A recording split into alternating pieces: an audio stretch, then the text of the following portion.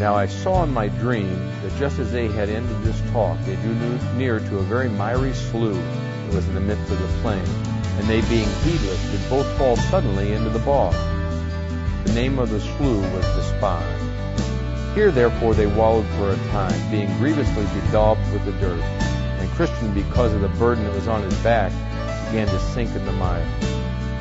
Then said Pliable, "Ah, neighbor Christian, where are you now?" "Truly," said Christian, "I do not know." At that Pliable began to be offended, and angrily said to his fellow, "Is this the happiness you have told me of all this while? If we have such ill speed at our first setting out, what may we expect betwixt this and our journey's end? May I get out again with my life, you shall possess the brave country alone for me."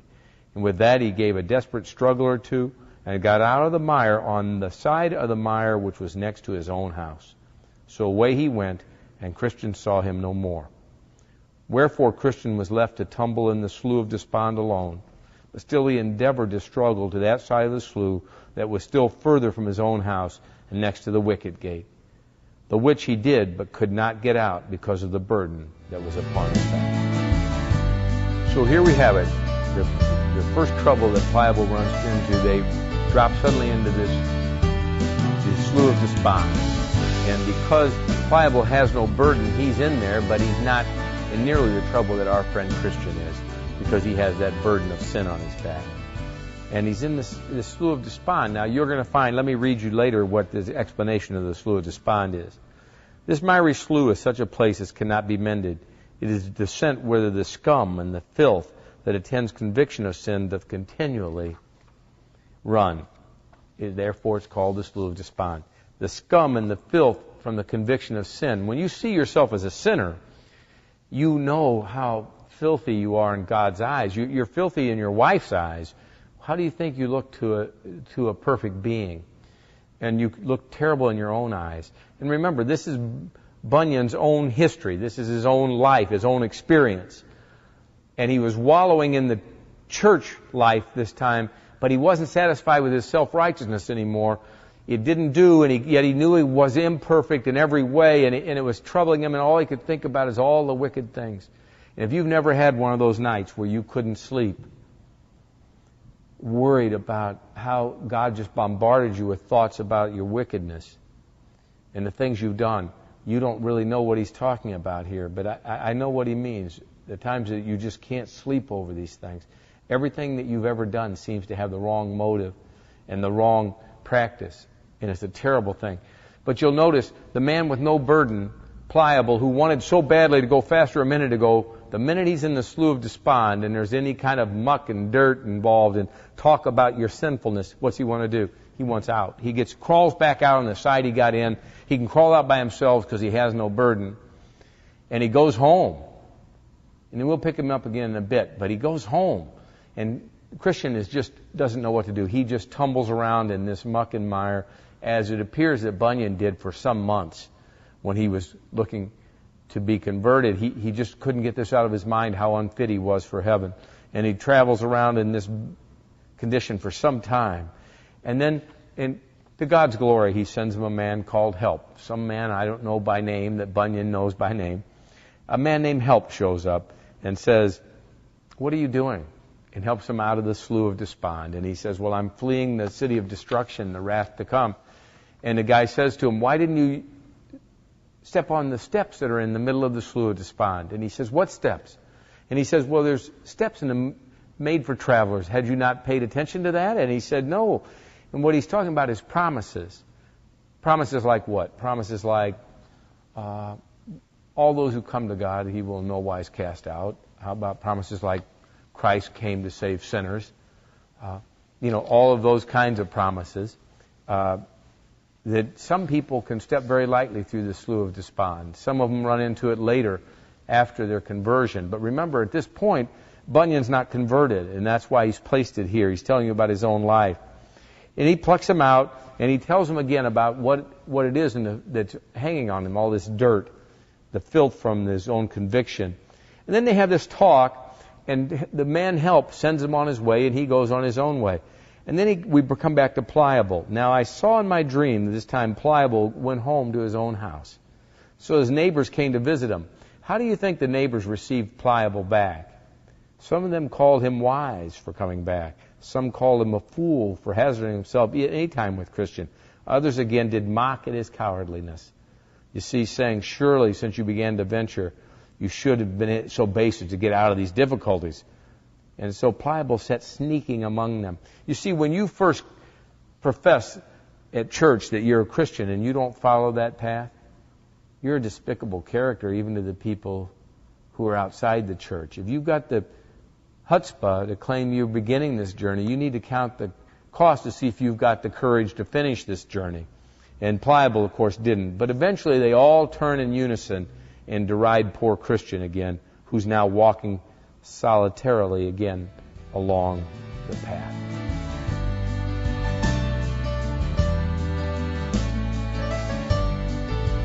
Well, here we have our man Christian again. He's walking by himself. And it's often the case when you are being drawn by God that there's no real companions at that moment. And he meets one of these characters that Bunyan's put out, a man named Mr. Worldly Wise Man. And as you can quickly gather, he's not going to be a good friend to this man's soul. He runs into Mr. Worldly Wise Man, and he's from the town of Carnal Policy. And that's so funny to me. But so he says to our man, why are you walking like this, so troubled and so burdened? And he says, well, I'm headed to the wicket gate. And he says, well, why are you headed over to that wicket gate? And he says, well, a fellow I met sent me that way, a man named Evangelist. And he says, oh, my goodness, I know that fellow. And in this case, he says, he's giving you very bad advice.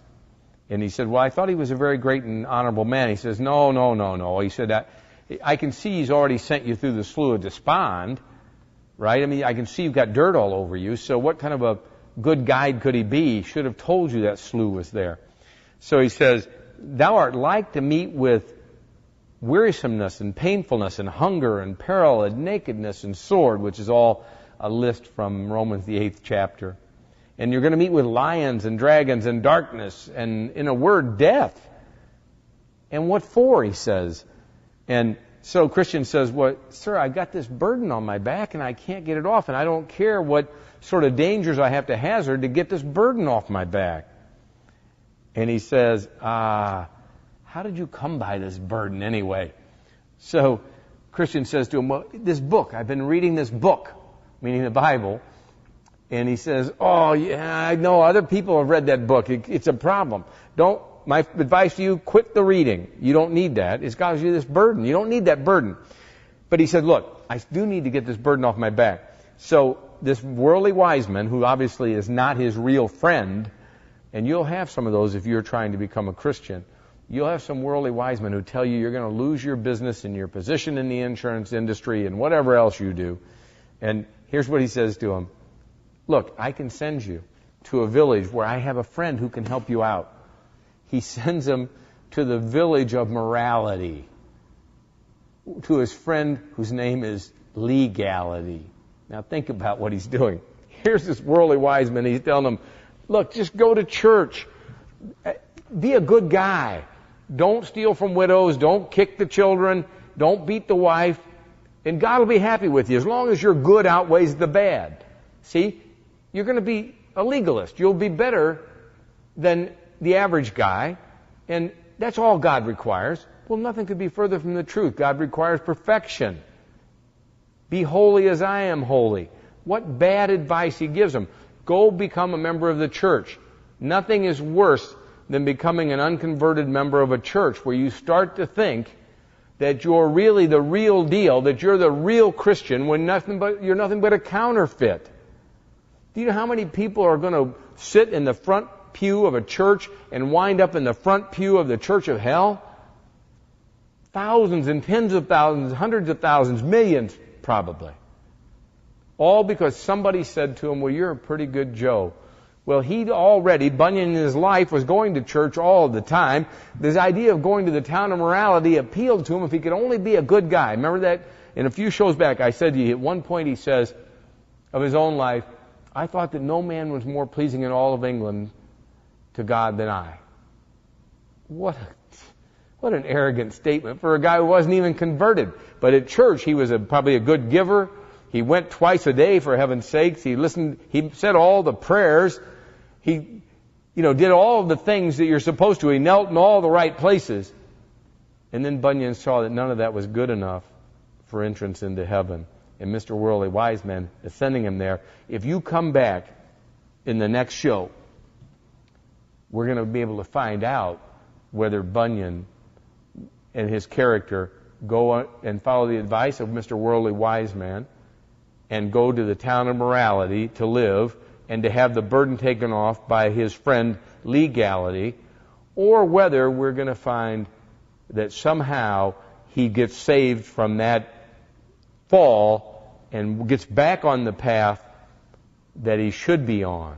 Now, please, if you like this book, as I said to you before, pick one up at the bookstore. If you can't do that, call me, write to me. I'll make sure you get your copy so you can read ahead and follow along with us. Nothing is more instructive outside the Bible itself than this book. Thanks. I got a mother done gone on. I got a mother done gone on. Makes me feel like my time ain't long. I got a mother done gone on. Got a mother done gone on. It makes me feel like my time ain't long. Well, the bell keep a tolling and tolling. The bell keep a tolling and tolling. Make me feel like my time ain't long. Yeah, no, the bell keep a tolling, child, the bell keep a tolling. It makes me feel like my time ain't long. Well, I got a father gone on. I got a father gone on. Makes me feel like my time ain't long. Father done gone on. Father done gone on. Make me feel like my time ain't long. Hearse keeper rolling, rolling. The hearse keeper rolling, rolling, and that make me feel like my time ain't long. Lordy, Lord, well, the hearse keeper rolling, rolling. The hearse keeper rolling, keep me feel like my time ain't no